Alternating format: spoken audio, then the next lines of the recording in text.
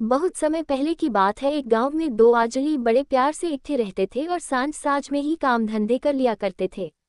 उनमें से एक जब 40 वर्ष का हुआ तो उसकी मृत्यु हो गई, परंतु दूसरा अभी यौवनावस्था में ही था। एक बार उसके घर में एक डायन आ गई। वह डायन रात को उसकी भेड़ें खाकर दिन में छुप जाती थी। छोटा आजली सुबह उठकर देखता है कि भेड़ों की गिनती कम हो रही है। उसे इस बात का पता ही नहीं चल रहा था कि आखिरकार भेड़ें कहाँ जाती हैं। जब भेड़ें खत्म हो गई तो वह डायन उस भेड़ों वाले के ही पीछे पड़ गई। वह अब आजड़ी को खाने के लिए तड़प रही थी। आजड़ी उसके आगे दौड़ पड़ा और वह डायन उसका पीछा करते करते एक घने जंगल में से गुजरी। जाते जाते ही उसने एक सुंदर स्त्री का रूप धारण कर लिया। तो रास्ते में आजड़ी और डायन एक राजा से टकरा गए। उस राजा की डोली जा रही थी। राजा ने पूछा, भाई तुम इसके आगे क्यों भागे जा रहे हो? आजड़ी ने कहा, यह मेरी पत्नी बनना चाहती है, परंतु मैं इससे विवाह नहीं कर सकता। यदि आपकी इच्छा है तो आप इससे विवाह कर सकते हो। ये बात सुनकर राजा मान गया। उसने अपनी इच्छा से उस स्त्री को अपनी 7वीं पत्नी बना लिया। इस प्रकार आजड़ी ने बड़ी कठिनता से उस डायन से छुटकारा प्राप्त कर लिया और अपनी जान बचाकर सकुशल घर को वापस आ गया। राजा जब अपनी नगरी में वापस लौटा तो अपनी 7वीं रानी को सबसे ज्यादा प्यार करने लगा, परंतु वह रानी डायन बनकर रात को राजा के हाथी घोड़े खा जाया करती थी और राजा को इस बात की भनक तक न पड़ी। जब वह ऐसे ही खाती रही तो हाथी घोड़ों की मात्रा कम हो गई। एक दिन उस डायन ने बाकी रानियों के मुंह पर खून लगा दिया। जब सुबह उठकर राजा ने ये देखा तो वह अत्यंत क्रोधित हो उठा।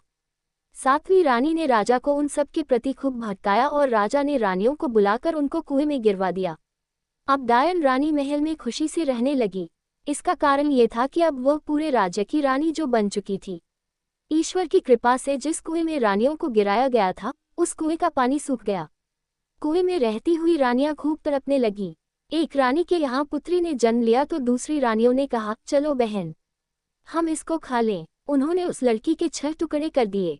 5 रानियों ने तो अपना अपना हिस्सा खा लिया, परंतु सबसे छोटी रानी ने अपना हिस्सा संभाल कर रख दिया।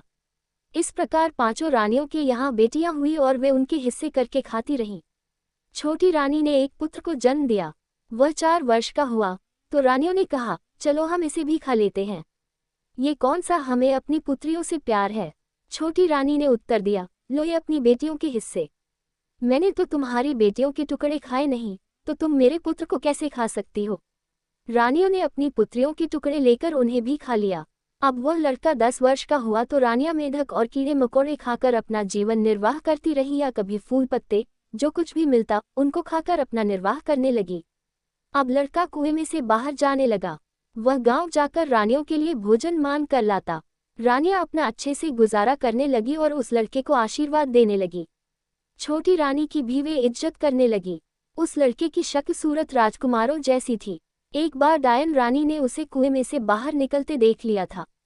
वह ईर्ष्या के मारे राख हो गई और उसे ये भी पता चल गया कि उनको खाना भी लाकर देता है।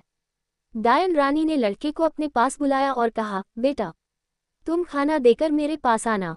लड़का रोटी देकर चला गया और डायन बनी रानी के पास पहुंच गया। उस डायन ने लड़के को एक पत्र दिया और कहा, मेरे माता पिता दैत्य हैं, मेरे मामे शेर और चीते हैं तथा चाचे और ताए गीदड़ हैं। तुम उनको ये पत्र दे आओ, वे तुम्हारा स्वागत करेंगे। मार्ग में लड़के को भगवान के कुछ फरिश्ते मिल गए। उन्होंने उस पत्र को पकड़ लिया और पूछने लगे कि इस पत्र में क्या लिखा है।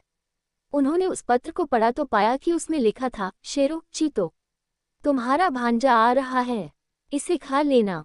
फरिश्तों ने वह पत्र फाड़ दिया और उसके स्थान पर लिख दिया, शेरों चीतों, तुम्हारा भांजा आ रहा है, तुम इसका अच्छे से स्वागत करना।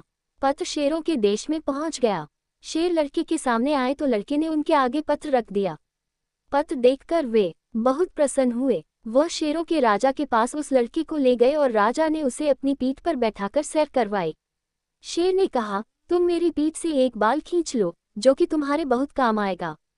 जब भी तुम संकट में होगे तो इस बाल को हिला देना, हम हाजिर हो जाएंगे। अब तुम आगे जा आओ, जिससे मिलना है उनसे मिलाओ।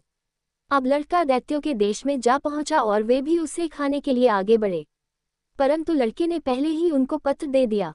वे सभी उस पत्र को पढ़कर बहुत प्रसन्न हुए। उन्होंने लड़के को उठाया और अपने महाराज के पास ले गए। दैत्य ये जानकर बहुत ही प्रसन्न हुआ कि यह तो मेरा दोहता है। दैत्य ने उस लड़के की बहुत सेवा शुश्रूषा की और रोज उसे नए नए व्यंजन खिलाने लगे। इस प्रकार उस देश में रहते हुए उसे 1 वर्ष बीत गया। उसने अपनी नानी माँ से पूछा, ये चक्की कैसी है? इसके मध्य और इर्द गिर्द मुर्गी क्यों रखी हुई है और इन कबूतरों तोतों का यहाँ क्या काम है?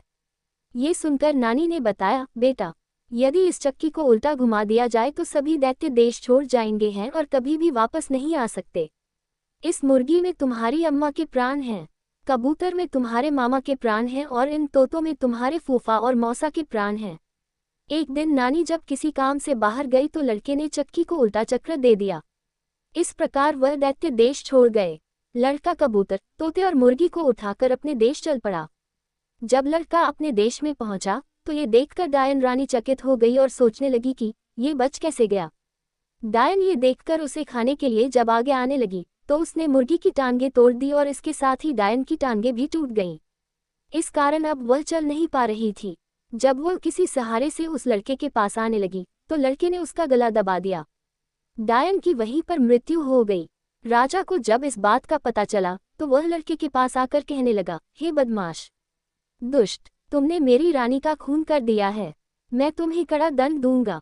ये सुनकर लड़के ने डरते हुए कहा, महाराज, मैंने तो तुम्हारी रानी का स्पर्श भी नहीं किया, मैंने तो इस मुर्गी को ही मारा है, आप चाहे तो देख लो। राजा क्रोधित होकर आगे आया तो लड़के ने हिम्मत करते हुए बड़े निडर भाव से कहा, महाराज, आप अकेले मेरा कुछ नहीं बिगाड़ पाएंगे। लड़के ने राजा को बहुत समझाने का प्रयत्न किया और कहा कि आप शांत होकर मेरी बात सुनिए, परंतु राजा पहले से भी ज्यादा भड़क गया और उसने अपनी सेना को बुला लिया। लड़के ने उसी समय उस शेर राजा का बाल अपनी जेब से निकाला और उसे जोर जोर से हिलाना आरंभ कर दिया। इस कारण जंगल के सभी प्रकार के शेर और चीते राजा की सेना पर टूट पड़े। अब राजा लड़के के चरणों में गिर पड़ा और मुझे बचा लो, मुझे बचा लो कहकर त्रहिमाम करने लग गया।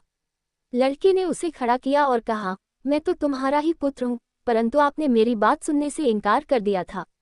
लड़के ने एक इशारा किया तो सभी शेर और चीते अदृश्य हो गए। फिर लड़के ने राजा को बताया कि यह आपकी 7वीं रानी वास्तव में एक डायन थी। अच्छा हुआ उसकी मृत्यु हो गई। आपकी शेष सभी रानियां कुएं में जीवित हैं, उन्हें जाकर निकलवा लीजिए। नौकर रानियों को डोली में बिठाकर राजमहल लेकर आए। इसके उपरांत राजा ने अपना राज्य अपने पुत्र के नाम कर दिया और स्वयं भगवान की भक्ति में लीन हो गया।